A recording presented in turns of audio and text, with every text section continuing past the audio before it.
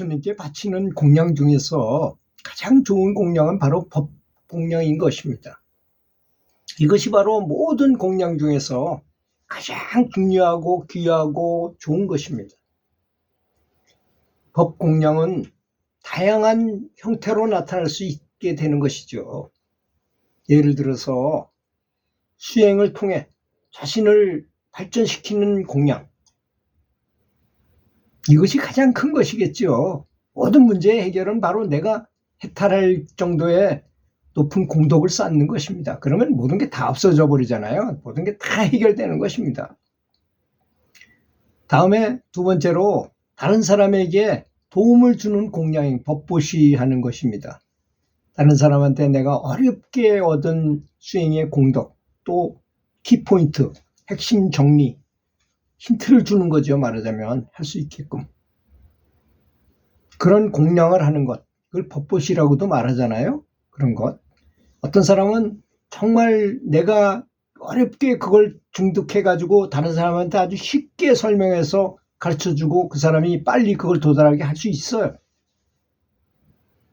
근데 좀 힘들더라고요. 그거 제가 직접 만나가지고 대화를 해보니까 이제 열심히 연구를 하고 특히 완전 채식을 하고 정말 완벽한 상태로 연구를 열심히 하신 분 아니면 만나서 이렇게 오랫동안 시간 대화를 하니까 내가 괜히 우울해져요. 저는 절대로 우울한 사람이 아닙니다. 근데 왠지 모르게 나도 모르게 우울해지고 굉장히 다운되는 느낌이 조금 들긴 들더라고요. 근데 뭐 그런 건 개념치 않습니다. 하여튼 그런 것은 있다는 것은 분명한 사실이더라고요.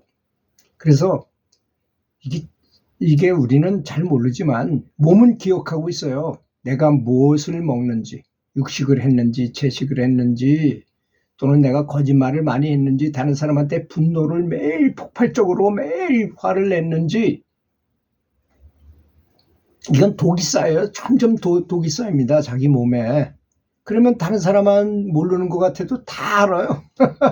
다 느껴지는 거예요. 그 사람을 만나보면.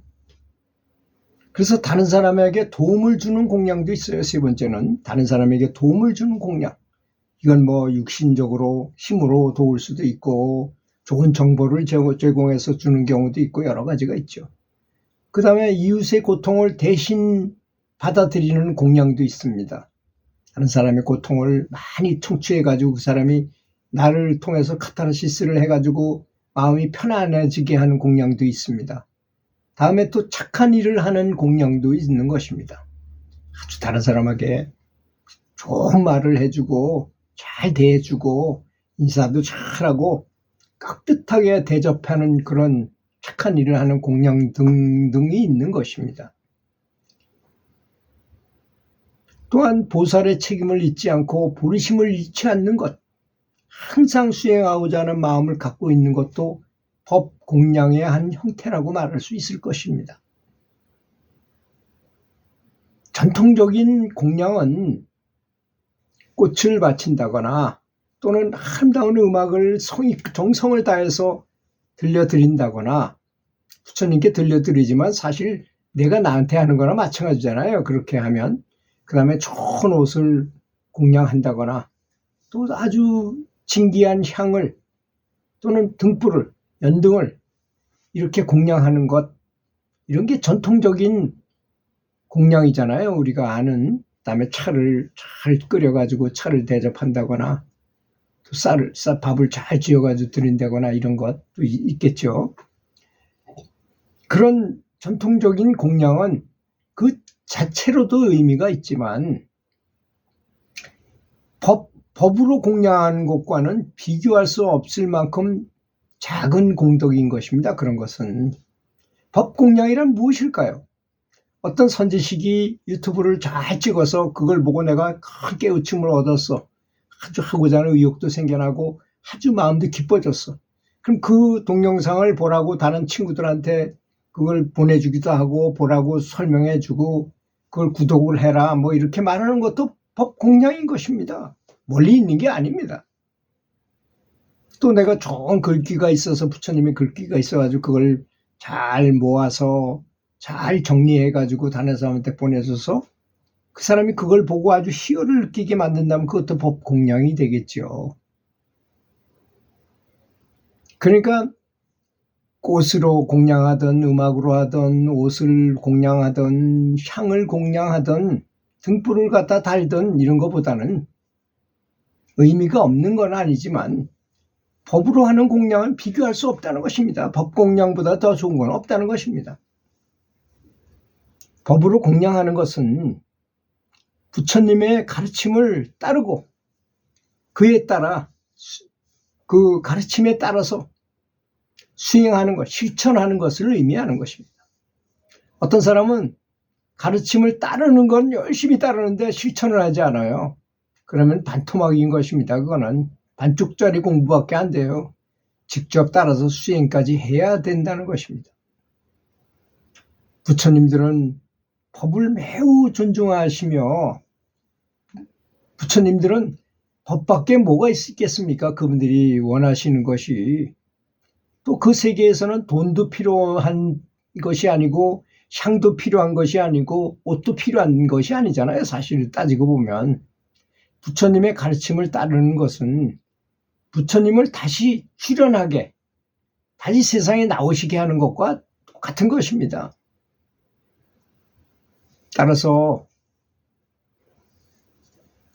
보살들이 법 공양을 하게 된다면 이는 부처님께 직접 공양하는 것과 같다고 할 수 있는 것입니다. 이렇게 불법을 중시하고 중요시하고 그에 따라서 수행하는 것이 진정한 공양인 것입니다.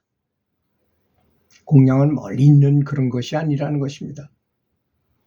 내가 쌀을 몇 가마니를 공양미 300석을 했다 하더라도 법공양을 잘한 것보다 못하다는 것을 말하는 것입니다.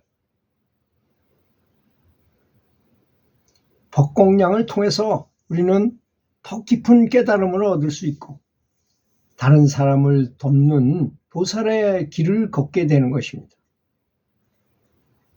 이것은 우리 자신뿐만이 아니라 주변 사람에게도 아주 큰 이익을 주는 것입니다.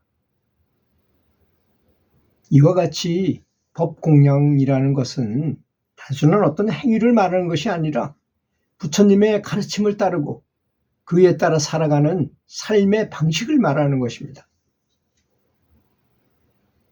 이러한 법공양을 통해서 우리는 더욱 깊이 있는 행복과 평화를 찾을 수 있게 된다는 것입니다. 그러니까 좋은 글이나 이게 저도 카톡으로 많이 봤는데요. 그런 친구들한테서나 이런 사람들한테서 좋은 글을 이렇게 보내줘가지고 그걸 읽어보면 어떨 때 그 글 하나에 아주 굉장히 달라질 수 있어요. 어떤 사람은 글 하나 때문에 인생을 바꾸기도 하잖아요. 인생이 변하기도 하고 전환점이 되기도 하고 그렇습니다. 그런 게 바로 법공양이라고 볼 수 있는 것입니다. 그래서 어떤 사람은 다른 사람이 한 걸 그냥 캡처해가지고 계속 보내기만 하면 그건 자기 진정한 법공양에 보기가 좀 곤란하죠. 정말 좋은 것들만 잘 모아가지고 정말 저 사람에게 맞는, 저 사람이 보면 굉장히 도움이 될 만한 얘기를 보내준다면 그것이 바로 법공양이 되지 않을까 이런 생각이 합니다. 들어주셔서 감사합니다.